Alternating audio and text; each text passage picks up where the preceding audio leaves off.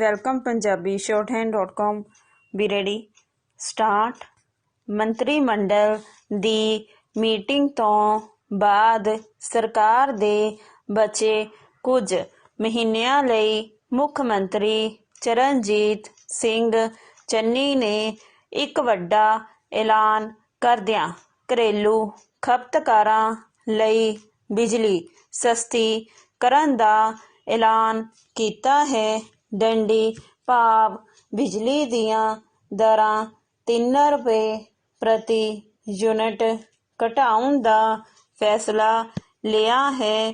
ਡੰਡੀ ਉਹਨਾਂ ਨੇ ਇਸ ਨੂੰ ਲੋਕਾਂ ਲਈ ਦੀਵਾਲੀ ਦਾ ਵੱਡਾ ਤੋਹਫਾ ਕਿਹਾ ਹੈ ਅਤੇ ਇਹ ਵੀ ਕਿਹਾ ਹੈ ਕਿ ਲੋਕ ਮਿਆਰੀ ਅਤੇ ਸਸਤੀ ਬਿਜਲੀ ਚਾਹੁੰਦੇ ਹਨ। ਡੰਡੀ ਇੱਕ ਅਖਾਣ ਹੈ, 4 दिन की चांदनी फिर अंधेरी रात। ਡੰਡੀ ਚੰਨੀ ਸਰਕਾਰ ਲਈ ਅਜਿਹਾ 4 ਦਿਨਾਂ ਦੀ ਚਾਨਣੀ ਨਹੀਂ ਸਗੋਂ 4 ਮਹੀਨਿਆਂ ਦੀ ਚਾਂਦਨੀ ਮੰਨਿਆ ਜਾ ਸਕਦਾ ਹੈ। ਡੰਡੀ ਇਸ ਤੋਂ ਬਾਅਦ ਕੀ ਹੋਵੇਗਾ ਇਸ ਦਾ ਹਾਲ ਦੀ ਘੜੀ ਕੁਝ ਅੰਦਾਜ਼ਾ ਨਹੀਂ ਲੱਗ ਸਕਦਾ, ਪਰ ਇੰਨਾ ਜ਼ਰੂਰ ਕਿਹਾ ਜਾ ਸਕਦਾ ਹੈ ਕਿ ਪੰਜਾਬ ਦੇ ਵਾਸੀ ਪਿਛਲੇ ਕਈ ਦਹਾਕਿਆਂ ਤੋਂ ਹਨੇਰੇ ਵਿੱਚ ਟੱਕਰਾਂ ਜ਼ਰੂਰ ਮਾਰ ਰਹੇ ਹਨ। ਡੰਡੀ ਪੈਰਾ ਪਿਛਲੇ ਦਿਨੀਂ ਹੀ ਛਪੇ ਅੰਕੜਿਆਂ ਤੋਂ ਇਹ ਸਾਫ਼ ਜ਼ਾਹਰ ਹੋ ਜਾਂਦਾ ਹੈ ਕਿ ਕਦੀ ਅੱਗੇ ਵੱਧਦਾ ਇਹ ਸੂਬਾ ਅੱਜ ਕਿੱਥੇ ਆ ਖੜਾ ਹੋਇਆ ਹੈ। ਡੰਡੀ ਉਦਾਹਰਨ ਦੇ ਤੌਰ ਤੇ ਸਾਡੇ ਗੁਆਂਢੀ ਰਾਜ ਹਰਿਆਣਾ ਨੇ ਅਗਸਤ ਮਹੀਨੇ ਵਿੱਚ GST ਦੇ ਰੂਪ ਵਿੱਚ 56-18 ਕਰੋੜ ਰੁਪਏ ਇਕੱਠੇ ਕੀਤੇ ਹਨ, ਜਦਕਿ ਪੰਜਾਬ ਵਿੱਚ GST ਦੀ ਵਸੂਲੀ 1400 ਕਰੋੜ ਰੁਪਏ ਤੋਂ ਕੁਝ ਹੀ ਵੱਧ ਸੀ। ਡੰਡੀ ਇਕੱਲੀ ਇਸ ਉਦਾਹਰਨ ਤੋਂ ਹੀ ਅੰਦਾਜ਼ਾ ਲਗਾਇਆ ਜਾ ਸਕਦਾ ਹੈ ਕਿ ਅੱਜ ਇਸ ਸੂਬੇ ਦੀ ਹਾਲਤ ਕੀ ਹੈ। ਪ੍ਰਸ਼ਨ ਚਿੰਨ੍ਹ। ਸ਼ਾਇਦ ਅੱਜ ਇਹ ਅਨਿਸ਼ਚਿਤਤਾ ਵਿੱਚ ਭਟਕਦਾ ਨਜ਼ਰ ਨਾ ਆਉਂਦਾ ਜੇ ਇਸ ਦੀ ਅਗਵਾਈ ਕਰਨ ਵਾਲੇ ਸੋਚ ਸਮਝ ਕੇ ਕਦਮ ਪੁੱਟਦੇ। ਡੰਡੀ ਇਹ ਰਹਿਬਰ ਹਰ ਪੱਖੋਂ ਲਾਈ ਅੰਨ੍ਹੇਵਾਹ ਦੌੜ ਵਿੱਚ ਕਦਮਾਂ ਦੀਆਂ ਗਿਣਤੀਆਂ ਮਿਣਤੀਆਂ ਹੀ ਭੁੱਲ ਗਏ।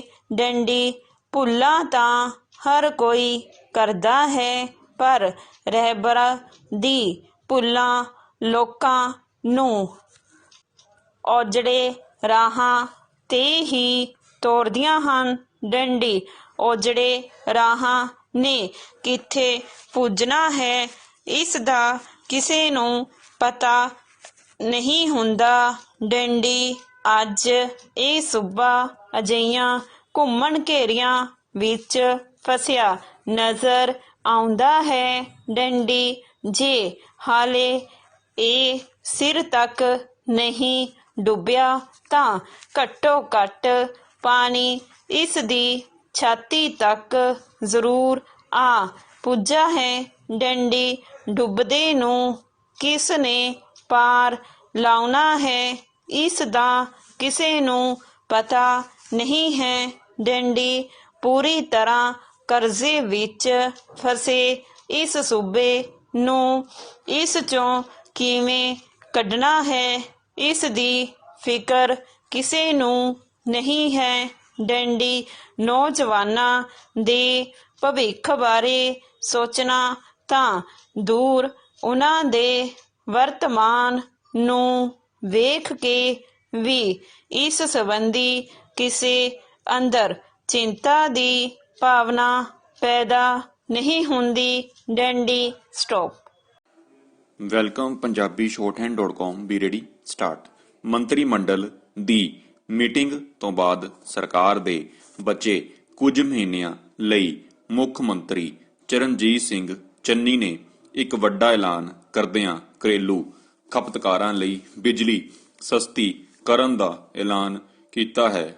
ਡੰਡੀ ਭਾਵ ਬਿਜਲੀ ਦੀਆਂ ਦਰਾਂ 3 ਰੁਪਏ ਪ੍ਰਤੀ ਯੂਨਿਟ ਘਟਾਉਣ ਦਾ ਫੈਸਲਾ ਲਿਆ ਹੈ। ਡੰਡੀ ਉਹਨਾਂ ਨੇ ਇਸ ਨੂੰ ਲੋਕਾਂ ਲਈ ਦੀਵਾਲੀ ਦਾ ਵੱਡਾ ਤੋਹਫਾ ਕਿਹਾ ਹੈ ਅਤੇ ਇਹ ਵੀ ਕਿਹਾ ਹੈ ਕਿ ਲੋਕ ਮਿਆਰੀ ਅਤੇ ਸਸਤੀ ਬਿਜਲੀ ਚਾਹੁੰਦੇ ਹਨ। ਡੰਡੀ ਇੱਕ ਅਖਾਣ ਹੈ, 4 ਦਿਨ ਕੀ ਚਾਂਦਨੀ ਫਿਰ ਅੰਧੇਰੀ ਰਾਤ। ਡੰਡੀ ਚੰਨੀ ਸਰਕਾਰ ਲਈ ਅਜਿਹਾ 4 ਦਿਨਾਂ ਦੀ ਚਾਨਣੀ ਨਹੀਂ ਸਗੋਂ 4 ਮਹੀਨਿਆਂ ਦੀ ਚਾਂਦਨੀ ਮੰਨਿਆ ਜਾ ਸਕਦਾ ਹੈ। ਡੰਡੀ ਇਸ ਤੋਂ ਬਾਅਦ ਕੀ ਹੋਵੇਗਾ ਇਸ ਦਾ ਹਾਲ ਦੀ ਘੜੀ ਕੁਝ ਅੰਦਾਜ਼ਾ ਨਹੀਂ ਲੱਗ ਸਕਦਾ, ਪਰ ਇੰਨਾ ਜ਼ਰੂਰ ਕਿਹਾ ਜਾ ਸਕਦਾ ਹੈ ਕਿ ਪੰਜਾਬ ਦੇ ਵਾਸੀ ਪਿਛਲੇ ਕਈ ਦਹਾਕਿਆਂ ਤੋਂ ਹਨੇਰੇ ਵਿੱਚ ਟੱਕਰਾਂ ਜ਼ਰੂਰ ਮਾਰ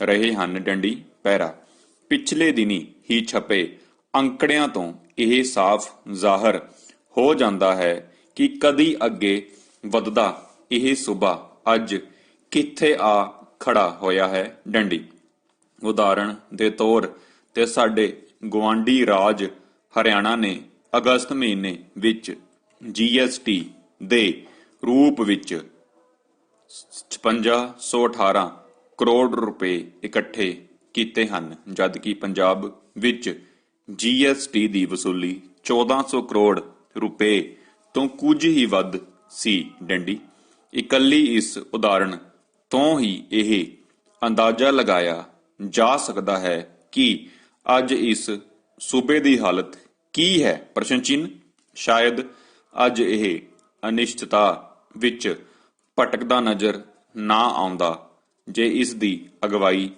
ਕਰਨ ਵਾਲੇ ਸੋਚ ਸਮਝ ਕੇ ਕਦਮ ਪੁੱਟਦੇ। ਡੰਡੀ ਇਹ ਰੈਬਰ ਹਰ ਪੱਖੋਂ ਲਾਈ ਅੰਨ੍ਹੇਵਾਹ ਦੌੜ ਵਿੱਚ ਕਦਮਾਂ ਦੀਆਂ ਗਿਣਤੀਆਂ ਮਿਣਤੀਆਂ ਹੀ ਭੁੱਲ ਗਏ। ਡੰਡੀ ਭੁੱਲਾਂ ਤਾਂ ਹਰ ਕੋਈ ਕਰਦਾ ਹੈ, ਪਰ ਰੈਬਰ ਦੀਆਂ ਭੁੱਲਾਂ ਲੋਕਾਂ ਨੂੰ ਉਜੜੇ ਰਾਹਾਂ ਤੇ ਹੀ ਤੋਰਦੀਆਂ ਹਨ। ਡੰਡੀ ਉਜੜੇ ਰਾਹਾਂ ਨੇ ਕਿੱਥੇ ਪੁੱਜਣਾ ਹੈ ਇਸ ਦਾ ਕਿਸੇ ਨੂੰ ਪਤਾ ਨਹੀਂ ਹੁੰਦਾ। ਡੰਡੀ ਅੱਜ ਇਹ ਸੂਬਾ ਅਜਿਹੀਆਂ ਘੁੰਮਣ ਘੇਰੀਆਂ ਵਿੱਚ ਫਸਿਆ ਨਜ਼ਰ ਆਉਂਦਾ ਹੈ। ਡੰਡੀ ਜੇ ਹਾਲੇ ਇਹ ਸਿਰ ਤੱਕ ਨਹੀਂ ਡੁੱਬਿਆ ਤਾਂ ਘੱਟੋ ਘੱਟ ਪਾਣੀ ਇਸ ਦੀ ਛਾਤੀ ਤੱਕ ਜ਼ਰੂਰ ਆ ਪੁੱਜਾ ਹੈ। ਡੰਡੀ ਡੁੱਬਦੇ ਨੂੰ ਕਿਸ ਨੇ ਪਾਰ ਲਾਉਣਾ ਹੈ ਇਸ ਦਾ ਕਿਸੇ ਨੂੰ ਪਤਾ ਨਹੀਂ ਹੈ। ਡੰਡੀ ਪੂਰੀ ਤਰ੍ਹਾਂ ਕਰਜ਼ੇ ਵਿੱਚ ਫਸੇ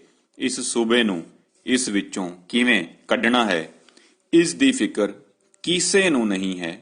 ਡੰਡੀ ਨੌਜਵਾਨਾਂ ਦੇ ਭਵਿੱਖ ਬਾਰੇ ਸੋਚਣਾ ਤਾਂ ਦੂਰ, ਉਹਨਾਂ ਦੇ ਵਰਤਮਾਨ ਨੂੰ ਵੇਖ ਕੇ ਵੀ ਇਸ ਸੰਬੰਧੀ ਕਿਸੇ ਅੰਦਰ ਚਿੰਤਾ ਦੀ ਭਾਵਨਾ ਪੈਦਾ ਨਹੀਂ ਹੁੰਦੀ। ਡੰਡੀ ਚੋਣਾਂ ਨੇੜੇ ਹਨ, ਹਰ ਸਿਆਸਤਦਾਨ ਅਤੇ ਹਰ ਪਾਰਟੀ ਦੌੜ ਇਹਨਾਂ ਨੂੰ ਕਿਸੇ ਨਾ ਕਿਸੇ ਤਰ੍ਹਾਂ ਜਿੱਤਣ ਦੀ ਜਾਪਦੀ ਹੈ।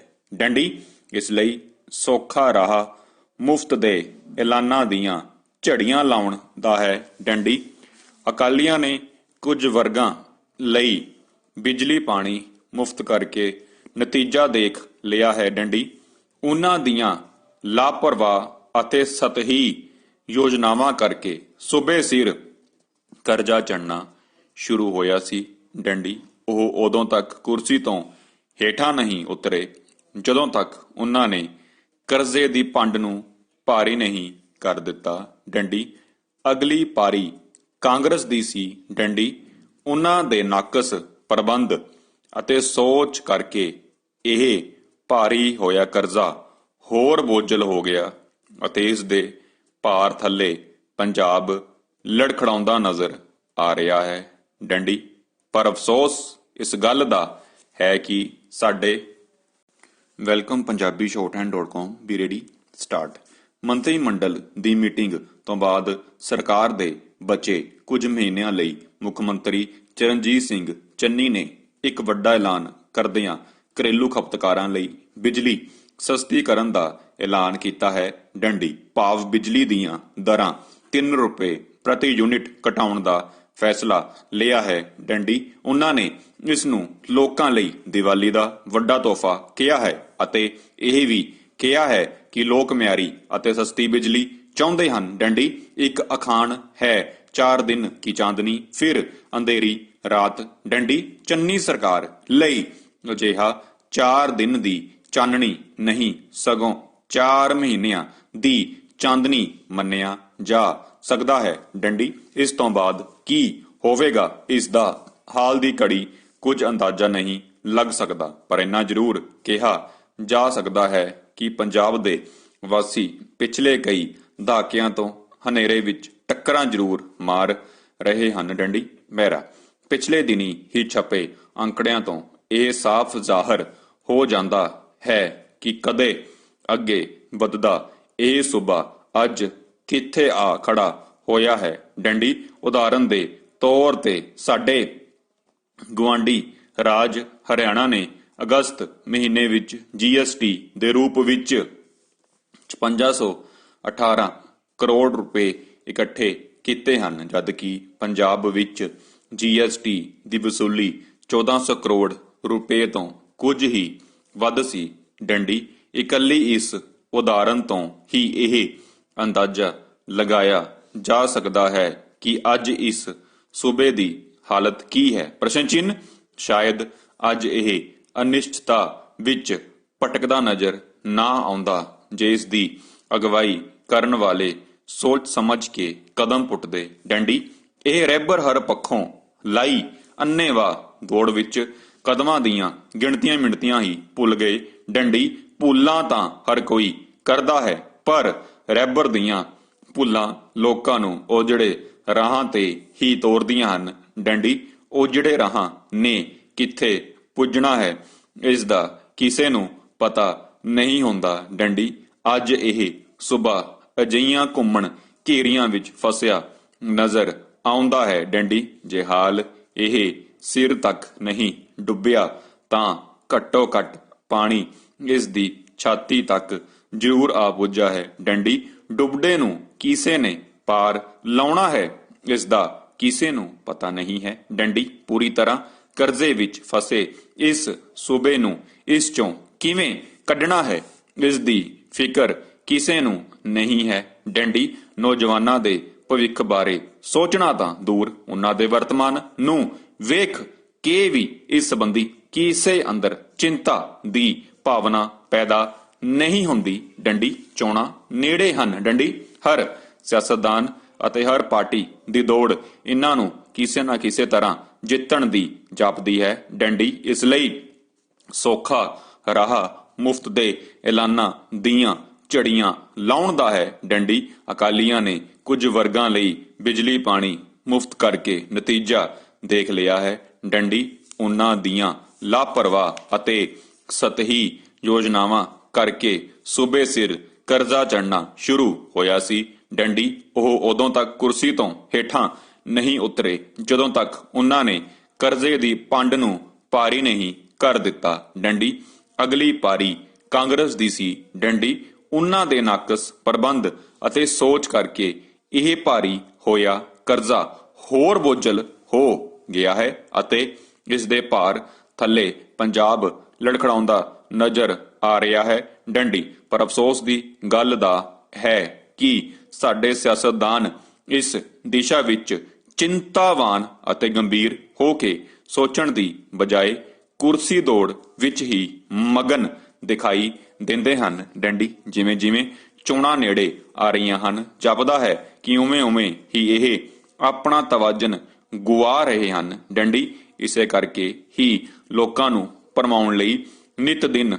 ਤਰ੍ਹਾਂ ਦੇ ਐਲਾਨ ਕਰ ਰਹੇ ਹਨ। ਡੰਡੀ ਪੈਰਾ ਆਮ ਆਦਮੀ ਪਾਰਟੀ ਦੇ ਆਗੂ ਤੇ ਦਿੱਲੀ ਦੇ ਮੁੱਖ ਮੰਤਰੀ ਅਰਵਿੰਦ ਕੇਜਰੀਵਾਲ ਇੱਥੇ ਆਉਂਦੇ ਹਨ।